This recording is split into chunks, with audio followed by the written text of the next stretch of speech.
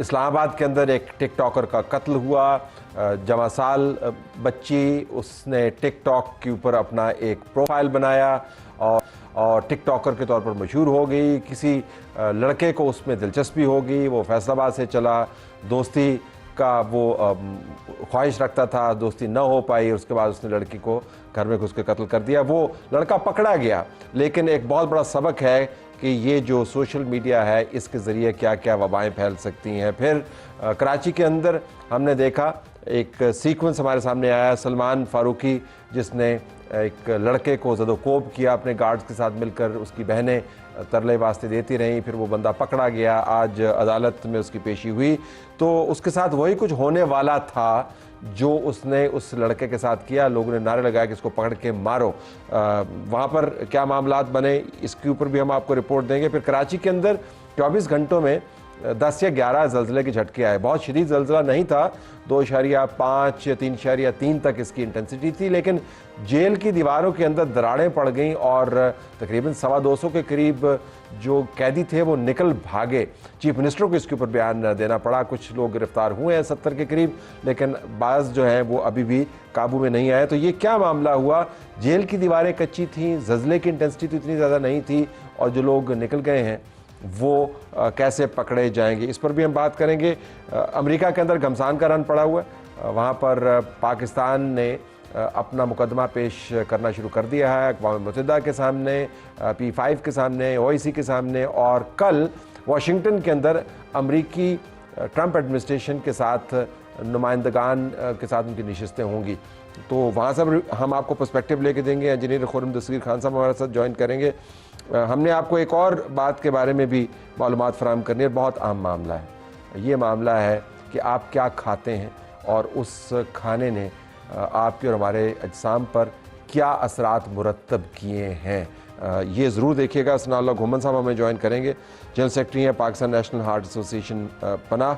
वो आपको बताएंगे कि जो हम खा रहे हैं ये हमारे निज़ाम को और कौमी सेहत को कैसे बिगाड़ रहा है। प्रोग्राम का आगाज़ ये जो जराइम की दुनिया से स्टोरीज़ आ रही हैं, कमरुल मुनव्वर हमें ज्वाइन कर रहे हैं, नुमाइंदा समा टीवी इस्लामाबाद, जो सना यूसुफ टिकटॉकर के कत्ल का मामला है उसको टैकल कर रहे हैं, और असलम खान साहब कैदियों का भाग जाना जेल में से निकल कर, और साथ ही सलमान फारूकी के केस के ऊपर भी इनकी नज़र होगी। दोनों का शुक्रिया। कमर, स्टार्टिंग विद यू, ये लड़का तो पकड़ा गया, उसके ऊपर इंटीरियर मिनिस्टर ने ट्वीट भी कर दिया। ये बताइएगा कि मामला हुआ क्या, कुछ तफसीलात हैं, इनका कोई लेन देन का मामला था, पहले दोस्ती थी, लड़का दोस्ती करना चाहता था, क्या हुआ? Go ahead. जी, अभी तक तलत साहब जो इसकी रीज़न सामने आई है उसमें पुलिस ने भी इस चीज़ को एक नाम दिया है, वो है कॉन्टीन्यूस रिजेक्शन इस शख्स की जानिब से। जो एक खातून थी, ये बार बार इसको दोस्ती से मना करती रही कि वो इसे दोस्ती नहीं करना चाहती, लेकिन इससे कबल 29 तारीख को उसकी सालगिरह थी इस खातून की। तो अब इसने अपना जो सना यूसुफ है, अपना एड्रेस जो है घर का, वो एक इनविटेशन के तौर पर अपने टिकटॉक अकाउंट पर डाला। वहाँ से इस लड़के ने उस घर की लोकेशन ली और उसके बाद वो यहाँ पर पहुँच गया और 6 घंटे घर के बाहर इंतज़ार किया। ताहम सना यूसुफ जो है, इसने उसको जो घर के अंदर होने वाली पार्टी थी उसमें इन्वाइट नहीं किया। उसके बाद ये लड़का जो है वो वापस चला गया और इस चीज़ का रंज लेकर वापस गया कि वो बहुत दूर से इसको मिलने के लिए आया था और उससे सना यूसुफ ने उसको घर के अंदर नहीं बुलाया।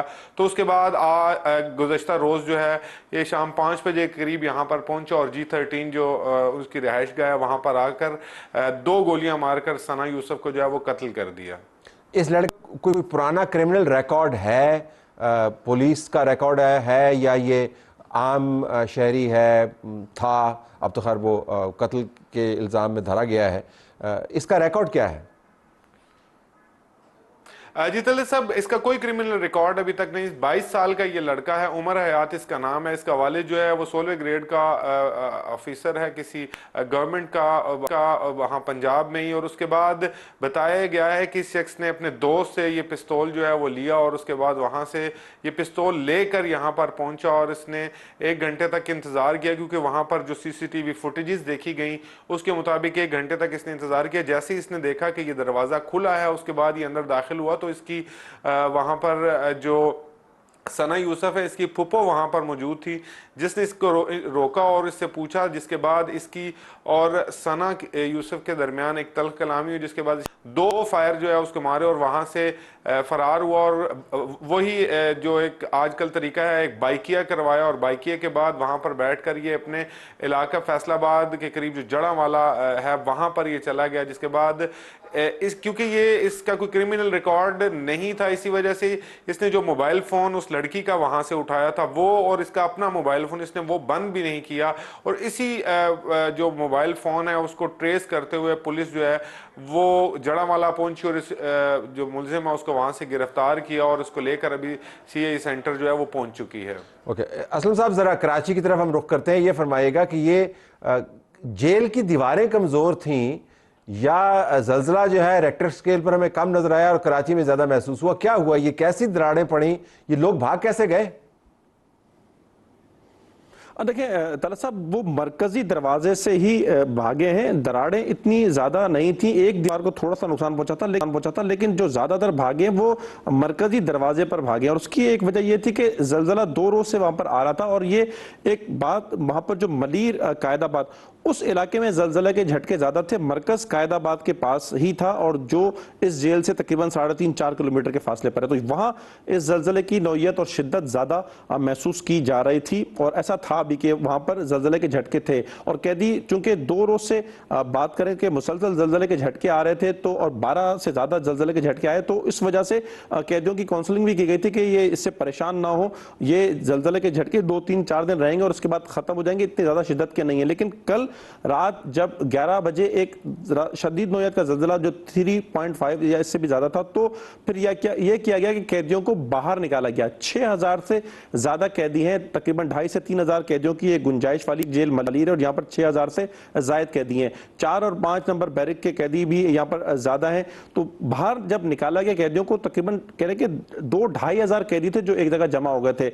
नफरी पे जो एहलकार तैनात थे वो 200 से ज्यादा मजबूरी नफरी है जो पूरे 3 शिफ्टों में काम करती है, और उस वक्त जो तादाद आ रही है वो 18-28 के करीब जो नफरी थी। और दूसरी तरफ अगर 2000 से ज्यादा 2500 कैदी हो, जिस तरह सुपरिटेंडेंट जेल मलीर जैसे वो ये बता रहे हैं कि तकरीबन 2500 कैदियों ने जब ये देखा कि कैदियों की तादाद बहुत ज्यादा बढ़ गई है और जो सिक्योरिटी पर मामूर एहलकार है वो बहुत कम है, तो वो एक रेले की सूरत में, वो एक हुजूम की सूरत में मरकजी दरवाजे की तरफ उन्होंने जोर लगाया, और जिसके बाद ये हुआ कि वो जो कैदी थे वो रोक नहीं सके। एफसी जो कराची सेंट्रल जेल में और डिस्ट्रिक्ट जेल मलीर में उन्होंने फायरिंग की, जिसकी वजह से कैदी की हलाकत भी हुई, 3-4 कैदी जख्मी हुए और कुछ कैदी रुके। लेकिन 216 कैदी फरार होने में कामयाब हुए, जिसमें से 89 कैदियों को अब तक पकड़ा जा चुका है। 127 कैदी अभी भी मफरूर हैं। कैटेगराइजेशन की गई है कि कितने खतरनाक हैं और कितने खतरनाक नहीं हैं आम जराइम में जो मुलव्वस थे जिनको यहाँ पर रखा गया?